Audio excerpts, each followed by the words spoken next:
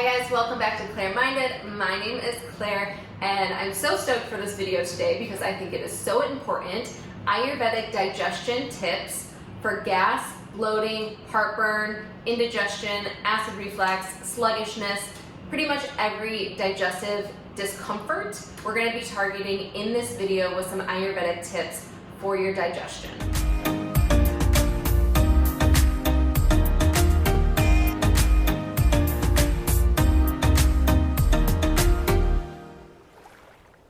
Why is digestion so important? So in Ayurveda, digestion is so important and so fundamental, and why we place such a high emphasis on Agni and removing Ama from our body is because according to Ayurvedic texts, every imbalance, whether it be acne on your skin, rashes, anxiety in the mind, they can all be peeled back and traced back to the digestive system. So from an Ayurvedic perspective, that's where every imbalance lies, is in the digestive tract. And that's why it's so crucial and so important to have a strong Agni and remove any Ama from the digestive tract. So in this video, we are going to be targeting some ways of how to alleviate gas, bloating, heartburn, indigestion, and it's going to be in ways you may not expect. From an Ayurvedic perspective, how we eat is 100 times more important than what we're eating. One of my teachers, Mark Halpern at the California College of Ayurveda, always shares this famous quote with all of his students. He says that he would rather have us consciously eating a Big Mac in a calm environment, focusing on each bite, chewing it all the way, versus a healthy bowl of khichdi, for example, in a distracted state, whether it be my mind on something else or fear. So he would rather have me be eating this big, fatty, greasy burger consciously than a healthy bowl of khichdi, warm, moist, that would be good for me, but in a distracted state. So when you kind of think of it that way, it really places a huge emphasis on how we're consuming our food, and not what we're consuming. So the number one tip for digestion to remove gas, bloating, heartburn is going to be eating in a calm environment. And this is so important because eating in a calm environment helps ground your mind, your body, your energy, so it can solely focus on the task at hand, which is digestion. Say, we're at our desk, our computer's open, maybe we're even walking and eating at the same time. Our mind, our body is actively doing another task. Even if there's a ton of people, even if you're sitting down, there's like tons of people walking alongside you. Maybe you're like sitting on the side of the street eating the sandwich or something. That energy from all those people passing is movement. And so that's air and that's vata, and that, is going to cause some gas and bloating because it's increasing that air element. So by eating in a calm environment, I mean by eating at the table, at your kitchen table, outside, maybe near a window, somewhere where you're not going to be easily distracted, and it's quiet, it's calm, you have, a peaceful state, so that there's nothing to pull your energy other than the task of eating and digesting the food, which is the number one priority when we're eating, because it's consciously filling our body in essence and fueling us and nourishing us so we can take on the rest of our lives and day. Piggybacking off eating in a calm environment is going to be number 2, which is eating without distraction. This means no phone, no book, no TV, no intense political chatter with friends or family, no distraction while eating. And this goes into the same kind of notion of when your mind is actively like scrolling through Instagram on your phone, your energy is going there, which means it's not connected with your food. And so your body is like in this distracted state where you're focusing on something else, but you're telling your body to digest your food, and the body's confused, so it intakes that excess air, movement, energy, and that's what causes this imbalance, because you're not allowing the food to be fully digested and nourished from, just by giving it full attention. So eating in a calm environment and eating without distractions, these are probably some of the top 2 tips that will alleviate bloating, gas, heartburn. I'm telling you, sit with your food, consciously acknowledge it, give it that one-on-one time that it deserves, and it will blow your mind of how much it will alleviate a lot of these digestive symptoms. Number 3, Eat food prepared with love. It sounds so hippy-dippy, but it's just so true.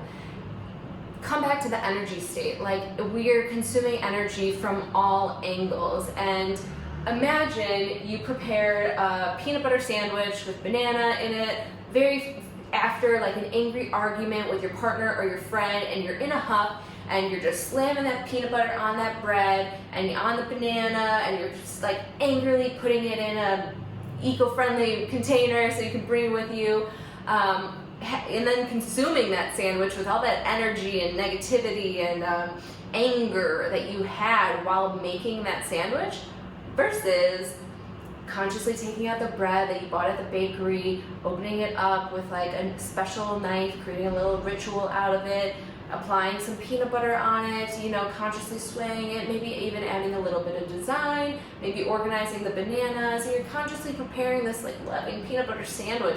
And you put it together, you wrap it up nicely to bring with you to the park to have outside next to the birds. And just think about the way those two peanut butter sandwiches were made.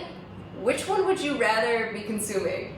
The one that is fueled by anger and negative energy, or would you want this loving, intentional peanut butter sandwich that you made? I'm gonna go with the loving peanut butter intentional sandwich. So eat food prepared with love. Number 4 is giving thanks before you eat. And if thanks doesn't, resonate with you, take 3 deep breaths. It's all about this transitional phase. In Ayurveda, we're really big about transitions and rituals, and eating a ritual, which it is. And so by taking a moment to give thanks, whether, a prayer, intentional, thank you, I love you, thank you for nourishing me, or honestly, it can be 1 to 3 deep breaths of just pausing from your last activity, whatever it was, working, running, preparing the food, to when you sit down, you take a breath in. Thank you for the universe for supplying this food that is going to nourish and fuel me. Breathe it out, and then eat and enjoy your lovingly prepared food. Number 5, a proper frame of mind is super important to alleviate gas, indigestion, heartburn, and it goes back to number 3 of preparing your food with love and intention, and having a proper frame of mind. This is going to be so huge. It seems like, how could that be connected to the way we feel after we eat? But it so does, and it plays a huge role. And I mean, think about it. Like, if you're ruled with anxiety, maybe you're like sad or stressed or like really angry, and then you eat something, your body is consuming that energy of whatever you're placing focus on. Maybe it's an experience that you just had, maybe it's a negative relationship that's causing some troubles. You're consuming that energy, so whatever you're eating while you're feeling that is going to be taken in that food and can cause disruptions. Everything is energy. What we consume, it's all around us, so being intentional about it. And if you are feeling sad, anxious, or angry, take 5 minutes and meditate before you eat, or even just a couple deep breaths. Really transition yourself from that emotion, detach yourself from it, and then acknowledge, tell yourself, body, I understand you're angry right now, but I'm also hungry, so I'm going to place that anger aside. I'm going to take 3 deep breaths, and then I'm going to consume this food with loving intention, and then I will allow myself to go back to that emotion and let out any emoting that you need to emote. Number 6, consume food that is warm and moist. And this is important in Ayurveda because from an Ayurvedic perspective, the inside of the body is a warm and moist space. So to bring balance, to maintain balance, and to find that equilibrium, we have to be consuming warm and moist foods because that's what our inside of the body is. So we have to fuel it with things that it likes to help maintain that moist, warm space that's within us, right? Moving on to number 7, avoiding cold food and drink. So kind of building, the inside of our body is warm and moist. You're going to want to avoid the cold drinks. Anything cold is just going to dampen that digestive fire. I have a great video on Agni and sharing how it's kind of essentially like our digestive fire. It's like a campfire. And just like a campfire in the woods, if you dump cold water on it, it's going to go out. And if it's low, we're not going to be able to digest our food. You know, just like a campfire, if you put cold water on it and the fire goes out and then you try roasting a marshmallow on it, it's not gonna roast. The fire needs to be strong, it needs to have strong coals, and that's why we fuel it with this warm, moist, slightly spiced food, because that continues to ignite it and keep it strong, so we can digest things like granola bars if we want to, you know, in smaller amounts. But anything cold is gonna dampen that digestive fire and make it really difficult for our digestive system to be able to process and absorb and assimilate all of these nutrients that we're taking in. So check out that Agni video, it's gonna make a lot more sense there, but avoiding cold food and drink. Number 8, only consuming a small amount of liquid with your meals. And this can be confusing, like how is this related to bloating, gas, or heartburn? But from this Ayurvedic lens, they recommend having only about a half cup of liquid with your meals. But if you're having like soup or something super moist, maybe even less. But if you're having like a bowl of granola, maybe a little bit more. But on average, it's about a half cup with your meals. And this means like 15 minutes before and 15 minutes after. And having a small amount of liquid with your meals is because ideally we're consuming something that is warm and moist. But if we consume like 2 full glasses of water with that meal, we're almost drowning it out.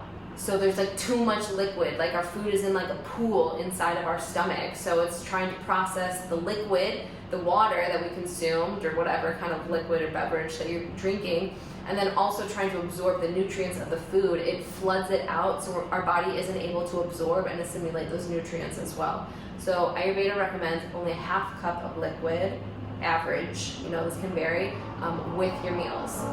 Number 9, consuming foods with similar potencies.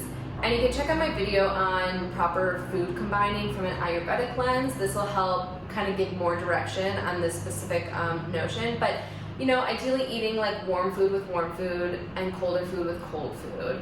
And I know I said that like obviously cold food isn't ideal. However, we're human and sometimes, you know, a smoothie bowl like sounds good.